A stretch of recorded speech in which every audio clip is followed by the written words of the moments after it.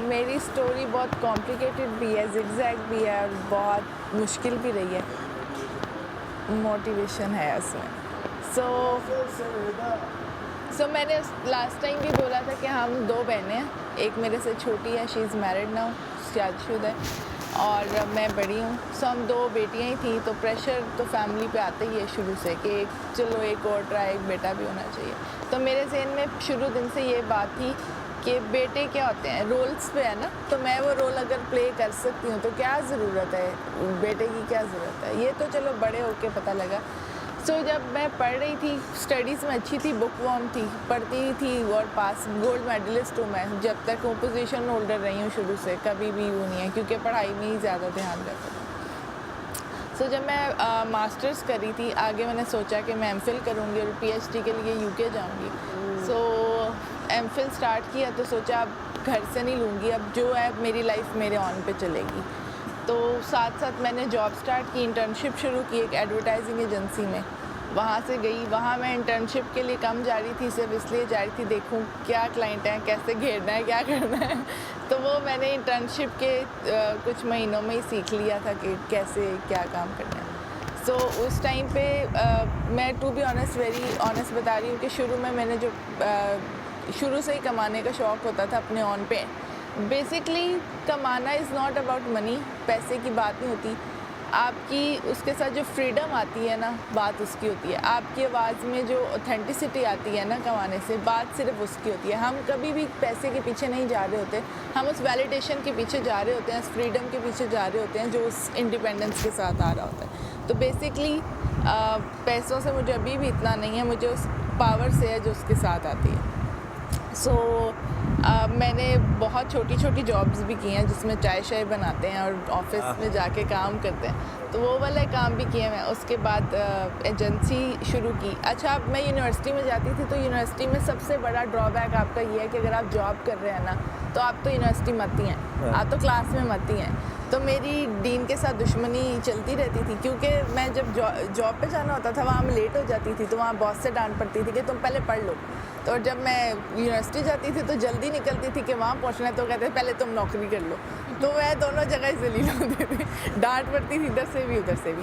खैर वो वाला टाइम गुजारा। साथ साथ सबसे पहले जो थोड़ी किसी लाइक जॉब मिली वो कंटेंट राइटर थी। मैं लिखती थी पेरिस के मैगज़ीन के लिए, यहाँ से फ्रीलांस, तो उन्होंने मुझे कंटेंट राइटर दिया। 6 महीने से ज़्यादा हो गया था, ऑफिस में किसी ने मेरी आवाज़ नहीं सुनी थी। मैं बोलती नहीं हूँ, मैं शुरू से बहुत कम बोलने वाली लड़की हूँ। मैं जला पराठा ये मुझे बोलते हैं क्योंकि मैं बोलती नहीं हूँ। बात नहीं हुई वहाँ। कंटेंट राइटिंग से आहिस्ता आहिस्ता उनको लगा कि शायद मुझे मार्केटिंग में आना चाहिए, क्योंकि मेरा उसमें थोड़ा सा उनको नज़र आया कि बोलती है तो पॉइंट निकालती है। वो किया। अच्छा, मेरा एक और ड्रॉबैक या प्लस है, आई डोंट नो, कि जब मुझे एक चीज़ की पीक मिल जाती है मैं बोर हो जाती हूँ। अब मुझे कुछ नया चाहिए। मैं यहाँ पे आई हूँ, मैंने इससे पहले कभी drama industry, film industry, TV industry नहीं देखी है, तो ये मेरा वो एक फ्रेश स्टार्ट है जो मुझे लाइफ में चाहिए। मैं उसको उतने ही पैशन से तब तक करूँगी जब तक कि फिर मैं पीक पे नहीं चली जाती। उस तब तक तो आई डोंट नो क्या होगा, बट दिस इज माई ये उसी डेडिकेशन से होगा जो लाइफ में जितने भी मैंने पाथ लिए हैं उनको एंड तक छोड़ के आई हूँ, तो इसको भी एंड तक छोड़ के आई। ये मुझे गुड लक। अभी क्या पता क्या आई जॉब पे?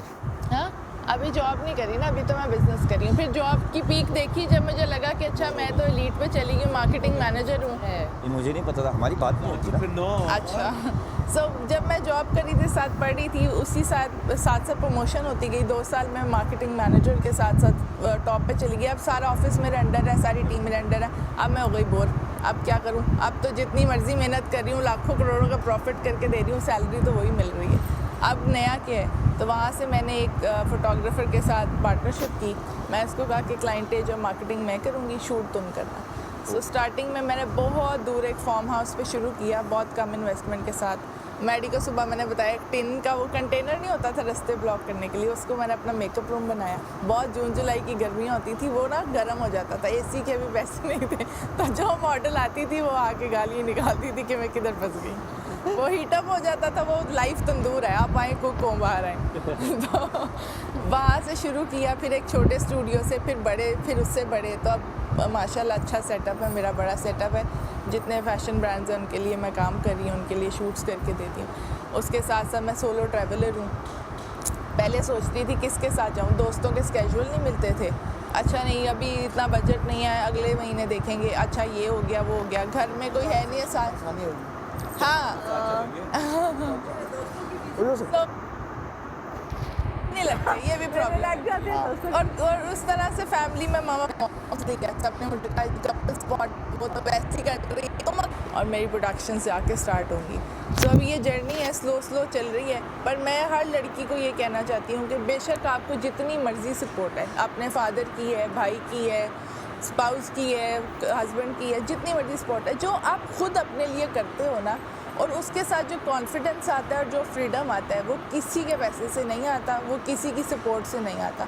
सो अपने लिए फ़ाइट करनी चाहिए आखिरी दम तक, और घर से भी निकलो, काम करो। अब लड़कियों का ज़माना है, जितनी रेशो चल रही है, अगर लड़कियां इक्वली करेंगी तो यहाँ पाकिस्तान की इकॉनमी कहाँ जाएगी, सारा स्टैंडर्ड कहाँ जाएगा। सो अपने लिए एफर्ट करनी चाहिए, बाहर निकलना चाहिए, स्ट्रगल करनी चाहिए। और यहाँ भी जितने लोग बैठे हैं वो अपने लिए आए हुए हैं, अपने लिए आए हुए, और उसके साथ जितना खुद पे प्राउड इस टाइम फील हो रहा है कि इसके साथ जो बाहर जाके जो रिकग्निशन मिलेगी, जो नाम मिलेगा, वो आपको मिल रहा है, उसके साथ जो फ्रीडम आ रहा है वो आपके लिए आ रहा है। सो अपने लिए लड़कियों को करना चाहिए, डिपेंडेंसी नहीं अच्छी चीज़। Good luck.